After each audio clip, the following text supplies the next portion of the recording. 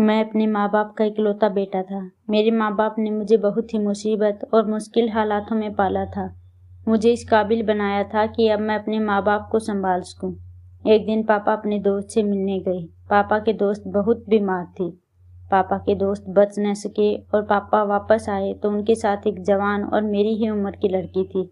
पापा ने कहा कि यह उनके संवर्गीय दोस्त की बेटी है और वह उसकी शादी मेरे साथ करेंगे। मैं अपने पापा से गुस्सा हो गया, पर अपने पापा से प्यार भी बहुत करता था। मैंने अपने पापा को मना नहीं किया कि मैं किसी अनजान लड़की से शादी नहीं कर सकता। मुझे नहीं पता यह लड़की किस नेचर की है, मैं इसके साथ भला पूरी जिंदगी कैसे गुजार सकता हूँ। लेकिन पापा ने मुझे मजबूर कर दिया और मेरी शादी उसके साथ कर दी। उसके बारे में मैं कुछ नहीं जानता था। विधि हर समय डरी सहमी रहती, पर मुझे उस पर बहुत ज्यादा गुस्सा आता था। मेरी मम्मी को भी वह बिल्कुल पसंद नहीं थी। मम्मी कहती कि तुम्हारे पापा ने तुम्हारा नहीं सोचा, उल्टा अपने दोस्त से किया वादा निभाया है और इस कामचोर लड़की को तुम्हारे पल्लू से बांध दिया। उन्हीं दिनों मेरे पापा बहुत बीमार हो गए और उनकी मौत हो गई। पापा की मौत के बाद मैंने दूसरी शादी कर ली, क्योंकि मेरी पहली पत्नी को मैं जो समझता था वह बिल्कुल वैसी नहीं थी। वह अनपढ़ गंवार थी। मुझे उससे नफरत सी महसूस होने लगी थी। मैं अपनी पत्नी से नफरत जरूर करता था, फिर भी मैं उसका ख्याल रखने लगा था, क्योंकि मेरे पापा ने मरने से पहले मुझसे वादा लिया था कि मैं विधि का ध्यान रखूं, और मैं अपने पापा से किया हुआ वादा निभा रहा था। मैं तो पापा के जाने के बाद उसका ख्याल रखने लगा था, पर वह किसी लड़के के साथ घर से भाग गई थी, यह मुझे लगता था। समय आने पर जो हकीकत मुझे पता चली, उसे जानकर मैं शर्मिंदगी के गड्ढे में गिर चुका था। खैर, मैंने दूसरी शादी कर ली और मेरी दूसरी पत्नी पढ़ी लिखी थी और खूबसूरत भी थी। हम माँ बेटे का बहुत ख्याल रखती थी, मगर माँ कहती कि तेरी दूसरी पत्नी भी अच्छी लड़की नहीं है। पर मैं तब विश्वास नहीं करता था। वह तो बहुत अच्छी थी, मेरा बहुत ध्यान रखती थी, मेरी माँ की भी बहुत सेवा करती थी। एक दिन अपनी दूसरी पत्नी को अपनी माँ के साथ जुल्म करते देखा तो मेरी आंखें फटी की फटी रह गई। मुझे विश्वास नहीं हो रहा था कि वह औरत मेरी माँ के साथ भी ऐसा कर सकती है। मुझसे अपने पैरों पर खड़ा नहीं हुआ जा रहा था। माँ की हालत देखकर एक औरत होकर दूसरी औरत के साथ वह इतना बड़ा जुल्म कैसे कर सकती थी। मुझसे सहन नहीं हुआ। मैंने उसी समय उसको तलाक दे दी। दूसरी पत्नी मुझसे कहने लगी कि मुझे छोड़ दिया है तो अब अपनी चालबाज माँ को भी छोड़ दो, जो तुम्हारी गुनहगार है। मैंने कहा कि एक माँ कभी औलाद के लिए बुरा नहीं सोचती, पर मेरी दूसरी पत्नी कहने लगी कि तुम्हारी माँ तुम्हारे सामने अच्छा बनने का नाटक करती है। तुम्हारी पहली पत्नी तो बहुत मासूम और पवित्र थी, पर तुम्हारी माँ को पसंद नहीं थी। उसने तुम्हारी माँ की बहुत सेवा की, मगर उस पर तुम्हारी माँ के जुल्म बढ़ते चले गए। तुम्हारी माँ चाहती थी कि उसकी बहू लाखों का दहेज लाए, और वह लड़की सिवाय मोहब्बत और वफा के साथ निभाने के अलावा कुछ न ला सकी। और जब वह तुम्हारे बच्चे की माँ बनने वाली थी, तब तुम्हारी माँ ने एक लड़के को पैसे देकर उस पर चरित्रहीनता का इल्जाम लगा दिया। तुम्हारी पहली पत्नी तो कहती रही कि मैं एकदम पवित्र हूँ, पर तुमने उसका विश्वास नहीं किया और उसे धक्के देकर घर से निकाल दिया। तुम्हारा बेटा इस दुनिया में आने से पहले ही मर गया। उस बेचारी का आखिर क्या दोष था? वह तो बेकसूर थी, जिसने सिर्फ अपने पति के लिए अपनी सास का हर जुल्म सहन किया था। वह बहुत कोशिश करती थी कि घर के लोगों के दिलों में जगह बना सके। हर बार उसको जलील कर दिया जाता था, हर बार उसको ठुकरा दिया जाता था। वह अनाथ लड़की जिसके आगे पीछे कोई भी नहीं था, वह तुम लोगों की दया पर ही तो निर्भर थी। और फिर उसके बाद तुमने मुझसे शादी कर ली, पर शादी के कुछ दिन बाद मुझे पता चला कि तुम्हारी माँ तो मुझे नींद की दवा देती है। उनको डर है कि कहीं उनका इकलौता बेटा उनसे छीन न जाए, और अगर औलाद पैदा हो गई तो कहीं तुम उनसे दूर ना हो जाओ। मैंने बहुत कहा कि माँ, वह आपका बेटा है, आपका ही रहेगा, पर एक पत्नी का भी तो अपने पति पर कुछ हक होता है। पहले भी आप अपने बेटे का घर उजाड़ चुकी हैं और अब ऐसा मत करें। पर तुम्हारी माँ नहीं मानी, उल्टी मेरे साथ वही सब कुछ करने लगी जो तुम्हारी पहली पत्नी के साथ कर चुकी थी। उसकी कमर की हड्डी जो टूट गई है वह कभी ठीक नहीं हो सकती, और ना ही यह कभी दोबारा से अपने पैरों पर चल सकती है। मैंने जानबूझकर तुम्हारी माँ को सीढ़ियों से गिराया था ताकि उसको यह एहसास हो कि किसी पर जुल्म कैसे किया जाता है। पर तुम अपनी माँ के बेटे हो, जिसने सच्चाई नहीं जानी, उल्टा मुझे दोषी साबित कर दिया और एक पल में मुझे तलाक देकर घर से निकलने की अनुमति दे दी। मुझे नफरत है तुमसे और तुम्हारी माँ से। यह सब कहने के बाद मेरी दूसरी पत्नी छोड़कर चली गई। मैं सोचता रहा कि यह कैसे मुमकिन हो सकता है, मेरी माँ कैसे मेरा घर बर्बाद कर सकती है। उस दिन मैं खुद को बहुत अकेला महसूस कर रहा था। मेरे कानों में अपनी पहली पत्नी की सिसकियों की आवाजें सुनाई दे रही थी। मैंने उस पर शक किया और उसे अपने घर से निकाल दिया। मैं समझता रहा कि वह घर से भाग गई है। उसका पाप मुझे पता चल चुका था, पर सच्चाई तो कुछ और ही थी। मुझे विधि यानी अपनी पहली पत्नी का ख्याल आ रहा था। उसकी वह मासूम सी शकल याद आ रही थी जो मेरी माँ के इतने जुल्म सहती रही, फिर भी जुबान पर शिकवा नहीं लाई। उसने ना कभी मेरी माँ को नुकसान पहुंचाया। वह हर बार यही कहती रही कि मेरे लिए रिश्ते बहुत ज्यादा जरूरी हैं। मैंने बचपन से अकेलापन सहा है। मेरा कोई भी सगा संबंधी मेरे आसपास नहीं था।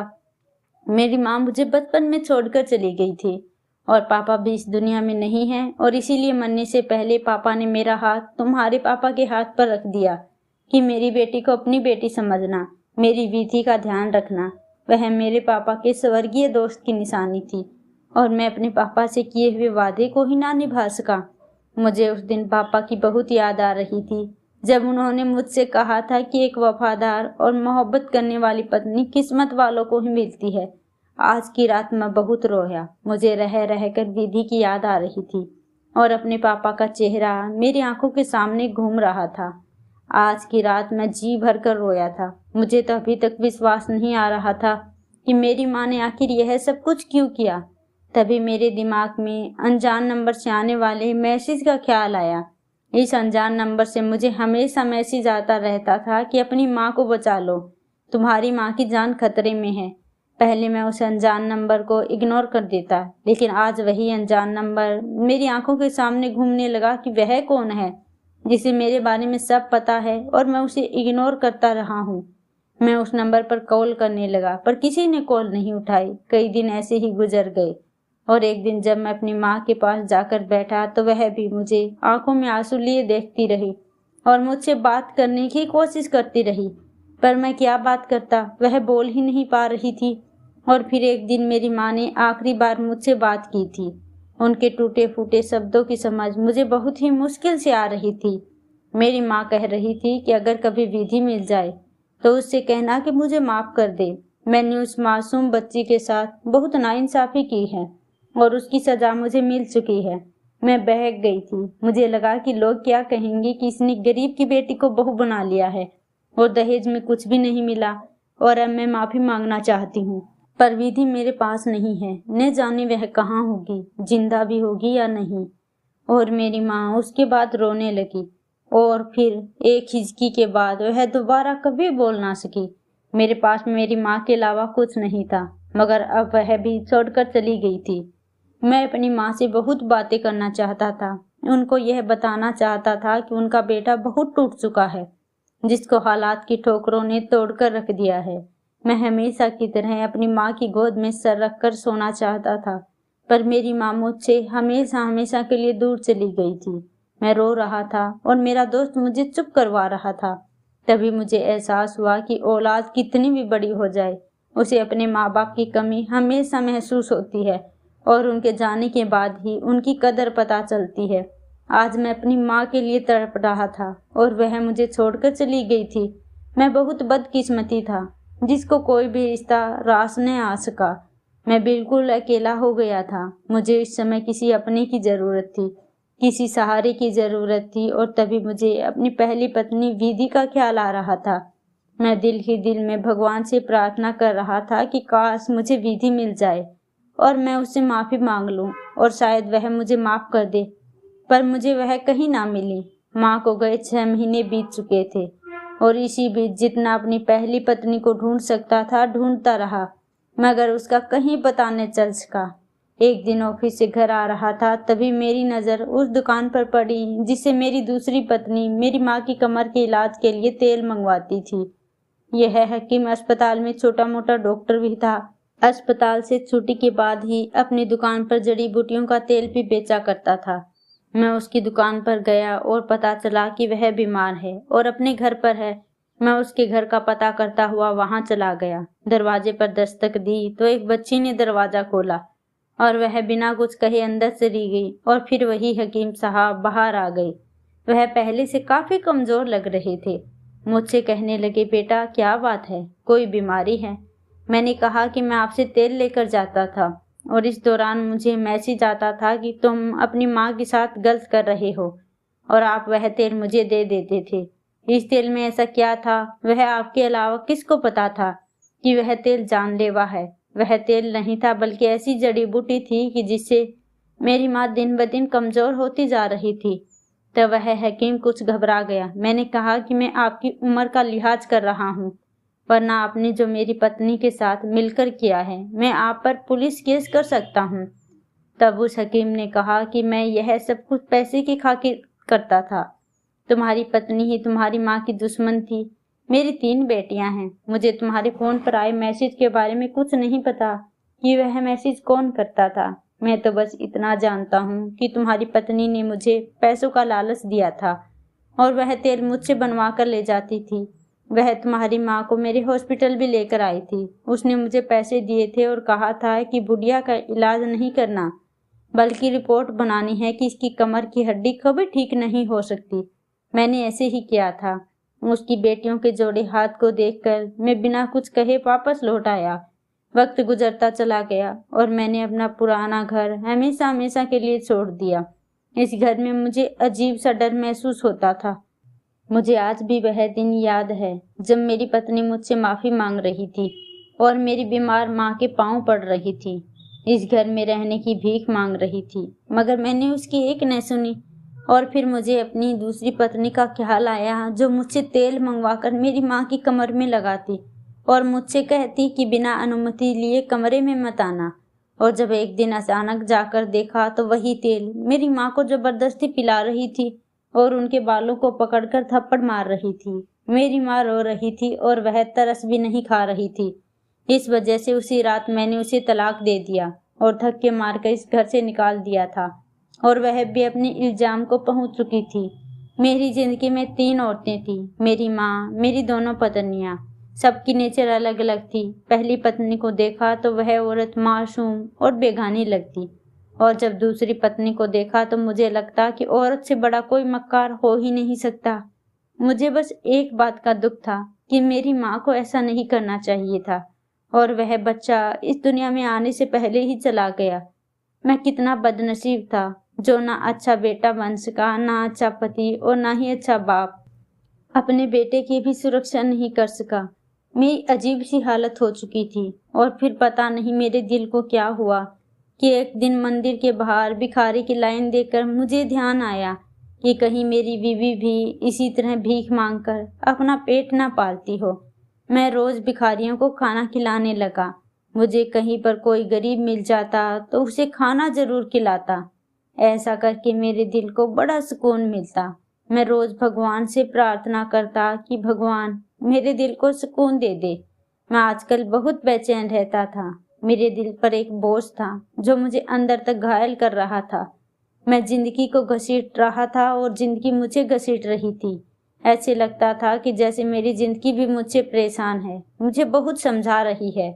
और फिर 4 साल बाद मेरी प्रार्थना स्वीकार हुई। जब एक दिन मेरी तबीयत काफी खराब हुई तो मेरा एक दोस्त मुझे अस्पताल लेकर गया। वहां पर मुझे विधि मिली। वह एक अस्पताल में नर्स के तौर पर काम कर रही थी और मैं उसे देखा जा रहा था। जिस लड़की को देखकर मुझे लगता था कि वह कभी किसी के सामने खड़ी होकर बात नहीं कर सकेगी, आज वह मेरे सामने खड़ी थी, एक नर्स के रूप में। उसके चेहरे पर मुझे देखकर कोई खुशी नजर नहीं आई। उसे खुशी होती भी तो कैसे, मैंने कभी उसको उसकी जगह ही नहीं दी, हमेशा जूते की नोक पर रखा था। मुझे तो उसका उस घर में होना बर्दाश्त नहीं होता था। मुझे लगता था कि वह गांव की अनपढ़ जाहिल गवार लड़की है। कहाँ मैं शहर का पढ़ा लिखा आदमी जिसके लिए लड़कियों की लाइन लगी रहती थी। मुझे शहर की लड़कियां पसंद थी और विधि से जब मेरी शादी हुई तो वह हर समय घबराई सी रहती थी और हर काम को खराब कर देती थी। मुझे लगता था कि वह मोटे दिमाग की है और किसी काम को नहीं कर सकती, पर मैं समझ नहीं सका कि एक लड़की जब अपना घर छोड़कर आती है तो उसे एक दोस्त, एक हमदर्द की जरूरत होती है जो उसे बता सके कि उसे क्या करना है, ससुराल में कैसे रहना है। उस बेचारी की तो माँ भी नहीं थी जो उसे समझाती, और मेरी माँ ने भी उसके साथ दुश्मनों जैसा व्यवहार रखा। मेरी तरफ से भी विधि को कोई उम्मीद नहीं थी। हर तरफ उसकी अंधेरा ही अंधेरा था। इन हालातों में बेचारी और क्या करती। मैं तो उसके लिए एक जालिम पति बन गया था। एक लड़की अपने माँ बाप को, अपने घर को, सब कुछ छोड़ देती है, तब उसका सब कुछ उसका ससुराल ही हो जाता है। उसकी अपने पति से बहुत सारी उम्मीदें जुड़ जाती हैं। मुझे यह सब समझना चाहिए था, विधि का साथ देना चाहिए था, पर मैं कभी उसे पत्नी का सम्मान न दे सका। और आज इतने सालों बाद वह कितने आत्मविश्वास के साथ मेरे पास खड़ी थी और मुझे ड्रिप लगा रही थी। मैं उससे बात करना चाहता था, लेकिन अब मैं बेहोशी में जा चुका था। ऐसे लगा था कि जैसे मैं कभी भी नींद से नहीं जाग सकूंगा और विधि मेरी पत्नी फिर से हमेशा के लिए कहीं गुम हो जाएगी। रात को न जाने कौन सा समय था कि जब मैं नींद से जागा तो मेरा दोस्त अभी तक मेरे सामने खड़ा था। वह मेरा अकेला दोस्त था जिसने हमेशा मेरा साथ दिया, और उसने मुझे बताया था कि जिस नंबर से तुम्हें मैसेज आते हैं वह तुम्हारी पत्नी विधि का था, और वह नंबर तुम्हारे मरे हुए ससुर के नाम पर है। और विधि अस्पताल में काम करती थी जिस डॉक्टर के पास तुम्हारी पत्नी माँ का चेकअप के लिए ले जाती थी। विधि भी उसी अस्पताल में होती थी, और एक दिन उसे यह पता चला कि डॉक्टर भी तुम्हारी पत्नी के साथ मिला हुआ है।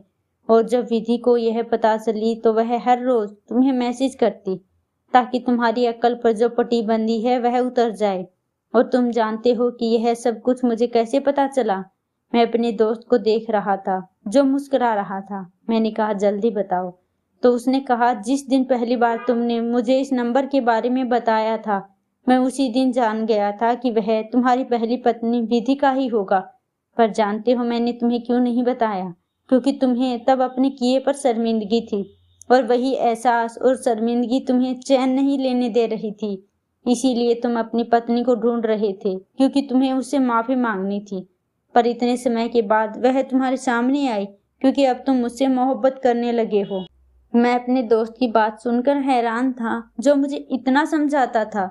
मैं जब भी विधि को ढूंढता तो बस एक ही प्रार्थना करता कि मैं उससे माफी मांग सकूं। पर जब से मैं प्रार्थना मांगने लगा था मुझे अपनी पत्नी से मोहब्बत हो गई थी। मुझे एक बार वह मिल जाए तो मैं कभी उसको धोखा नहीं दूंगा। तब से कुछ ना कुछ ऐसा ही हो रहा था जिससे मैं अपनी पत्नी तक पहुंच गया था। पर मुझे अपने भगवान पर भरोसा था कि जिसने पहले सब कुछ मुझे दिया, मैंने उसकी कदर नहीं की तो उसने वापस ले लिया। लेकिन फिर मुझे आजमाइश में डाला और मैं उन सभी आजमाइश में पास हुआ। लोगों ने मुझे ठुकरा दिया, लेकिन भगवान ने मुझे अपने पास कर लिया, और भगवान ने मेरा ट्रांसफर भी इसी शहर में करवा दिया और अचानक से मुझे बीमार कर दिया, जिससे मैं इस अस्पताल के बिस्तर पर जा पहुंचा जहां मेरी पत्नी विधि काम करती थी। मैं तो खुद को बेबस महसूस कर रहा था, पर मैं नहीं जानता था कि मेरे भगवान तो मेरे लिए रास्ता खोल रहा है ताकि मैं अपनी मंजिल तक पहुंच जाऊं। मैं हर बार गिरता रहा, टूटता रहा, पर अपने भगवान से दूर नहीं हुआ था। मैंने सबको छोड़कर अपने भगवान को अपना बना लिया था, और जब भगवान को अपना लिया जाता है तो उसकी खातिर वह छोड़ दिया जाता है जो भगवान को पसंद ना हो। तो हमारा भगवान भी हमें हमारी पसंदीदा चीज लौटा ही देता है, चाहे वह इंसान ही क्यों ना हो। जब मैंने अपनी पत्नी से माफी मांगी और इसको घर लेकर आया तो उसने मुझे माफ कर दिया, और एक बार फिर मैंने भगवान का धन्यवाद किया जिसने मुझ पर इतनी कृपा की थी कि मुझे दोबारा टूटने से बचा लिया। और मैं अपनी पत्नी का भी धन्यवाद करने लगा जिसने मेरी माँ को और मुझे माफ कर दिया और कभी मुझे शिकवा नहीं किया कि मैं उसके साथ कभी अच्छा नहीं था। धीरे धीरे समय गुजरता चला गया और आज मेरे 2 बच्चे हैं। आज मैं अपनी पत्नी के साथ बहुत खुश हूँ और बच्चों की ऐसी परवरिश की है कि वह कभी दूसरों के साथ गलत ना करें। मैं बहुत खुशकिस्मत हूँ जिसे एक ऐसी पत्नी मिली जो हमेशा अपने पति के साथ वफादार रही, जिसके दिल में कभी पाप नहीं था।